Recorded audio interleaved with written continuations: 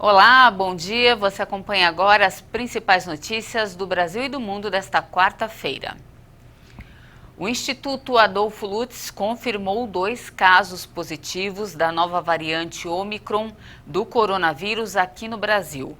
Foi um casal que voltou da África do Sul antes do anúncio da descoberta da cepa. Os brasileiros desembarcaram em solo nacional sem certificado de vacinação contra a Covid-19. O Instituto Adolfo Lutz, do governo de São Paulo, confirmou nesta terça-feira 2 resultados positivos para a variante Ômicron do coronavírus no Brasil. A confirmação foi feita após o sequenciamento genético no laboratório do Hospital Israelita Albert Einstein e atestada pelo Instituto Adolfo Lutz. A variante foi encontrada nos testes de 2 passageiros vindos da África do Sul. São os primeiros casos no país e na América Latina. Ambos tiveram resultado positivo em exames de PCR coletados no laboratório do Einstein, instalado no Aeroporto Internacional de Guarulhos, em 25 de novembro. Bem preocupante. Olha, o processo para autorizar o primeiro tratamento oral contra a Covid-19 nos Estados Unidos já está avançando. Os comprimidos são do laboratório Merck.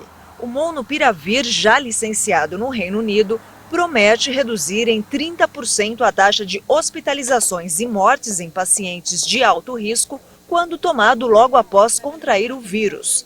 Há esperanças de que o tratamento seja mais eficiente do que anticorpos monoclonais ou vacinais, porque não tem como alvo as proteínas em constante mutação na superfície do vírus. Mas o comitê expressou preocupação sobre outros possíveis efeitos colaterais, além de diarreia e tontura, danos ao DNA que podem levar ao câncer ou prejudicar os espermatozoides. A Agência de Alimentos e Medicamentos americana disse que esse efeito foi insignificante em estudos realizados com ratos. Os Estados Unidos devem conceder uma autorização de uso emergencial em breve.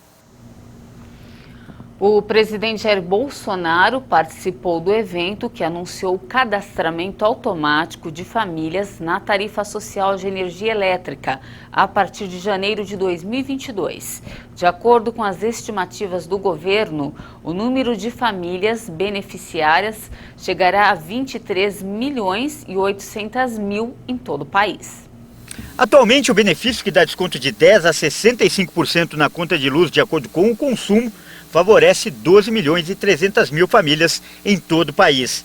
A meta do governo é incorporar ao programa de forma automática mais 11 milhões e 500 mil famílias. E basicamente se resume tudo na redução de burocracia, que estamos fazendo desde quando assumimos em 2019. O Brasil era um dos países mais difíceis para se fazer negócio. Estamos melhorando. Essa medida do nobre André Ferreira veio a calhar.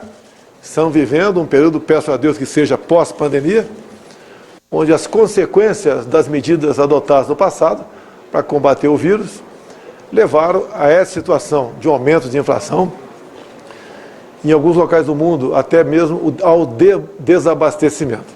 Então essas medidas aos mais humildes, que atingem o informal, né? Porque o Brasil conosco, criou mais emprego com carteira assinada, mesmo durante o ano mais grave da pandemia, que foi, parece, o ano passado.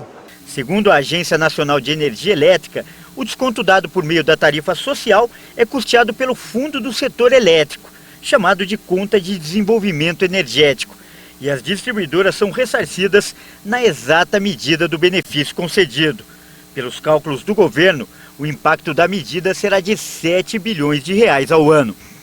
O ministro Bento muitas vezes ajudou com a sua diligência, atuando junto aos órgãos reguladores, e aqui eu agradeço a toda a atenção e a diligência da ANEEL, que mostra também que está sintonizada com esse novo momento do Brasil. Agências que antes viviam encasteladas ou servindo a interesses pontuais, hoje são agências que servem a uma regulação, que servem também à promoção social e ao interesse do brasileiro. A iniciativa é da ANEEL, do Ministério de Minas e Energia e do Ministério da Cidadania. Na solenidade, que contou com a presença de Bolsonaro, os órgãos assinaram um protocolo de intenções para que os dados dos programas sociais do governo sejam repassados mensalmente para a agência e para as distribuidoras do setor elétrico. Segundo o governo, o repasse de informações é fundamental para que os dados dos titulares das unidades consumidoras de energia sejam cruzados com os dados desses programas, possibilitando assim o cadastramento automático. Depois do Hospital Universitário, agora a Santa Casa de Campo Grande também precisa com urgência de doação de leite materno. Isso porque aumentou o número de partos prematuros. E o estoque nesta época do ano fica ainda mais baixo. Vamos ver. É considerado prematuro o bebê que nasce antes de 37 semanas de gestação. Quando sobrevivem, essas crianças correm sério risco de ter a saúde debilitada, atraso no desenvolvimento, paralisia cerebral e distúrbios de aprendizagem. A maior causa de prematuridade realmente é a situação materna de infecção. Então, a grande parte é de uma doença em que a gente consegue controlar num pré-natal, adequado, de segmento justo.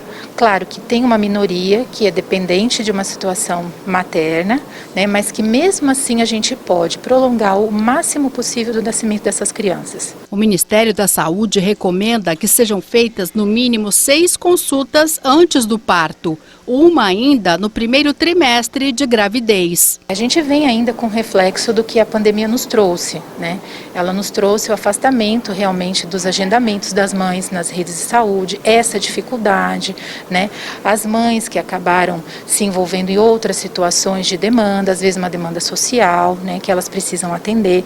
Então a gente acabou tendo agora esse reflexo das crianças que estão nascendo mais precocemente. O fato é que o número de partos prematuros aumentou muito na Santa Casa de Campo Grande, situação que levou os médicos da linha pediátrica e neonatal a promoverem um evento para debater a prevenção da prematuridade, que tem várias consequências. O aumento dos partos prematuros reflete diretamente no estoque do banco de leite humano.